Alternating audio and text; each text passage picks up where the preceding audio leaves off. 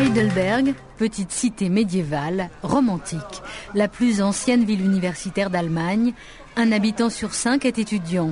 Une centaine de Français sont ici avec Erasmus. Voici Émilie, en master d'histoire.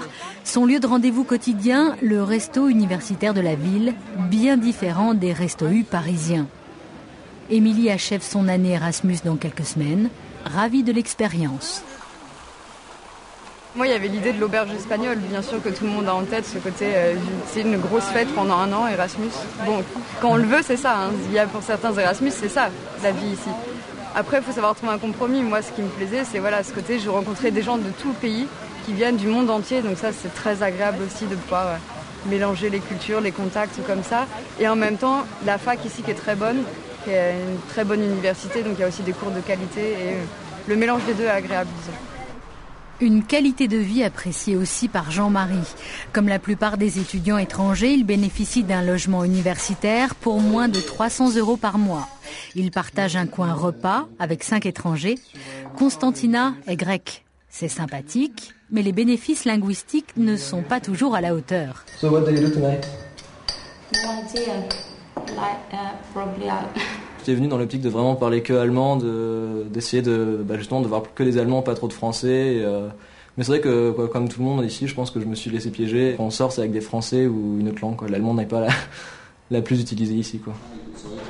À peine 10 heures de cours par semaine, 2 fois moins qu'en France, des unités faciles à valider.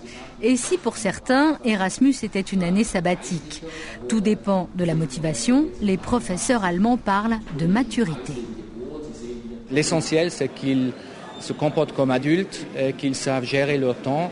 Et si on peut les aider à apprendre un peu cette liberté ici grâce à une année Erasmus, c'est très bien. Donc on a peu d'examens, ça peut donner l'idée qu'on est très libre. Moi je dirais c'est pas forcément juste une année de repos, mais plutôt une année pour apprendre l'indépendance. Dopée par cette année d'échange, Ellie finalement ne va pas rentrer tout de suite en France. La qualité des cours lui a donné envie de rester une année de plus et c'est bon pour le CV. L'université, c'est, on va dire, un petit peu l'élite intellectuelle de l'Allemagne, alors qu'en France, c'est pas ça du tout. Donc les rapports changent en fait. On sent plus de concret, plus d'engagement, peut-être plus de ferveur de la part des Allemands et plus de fierté. Ça marque, quoi. Aujourd'hui, les étudiants Erasmus préfèrent les destinations au soleil, Grenade, Madrid, Valence. Et pourtant, Heidelberg est un choix pertinent. En termes d'emploi, l'Allemagne est le premier recruteur d'Europe.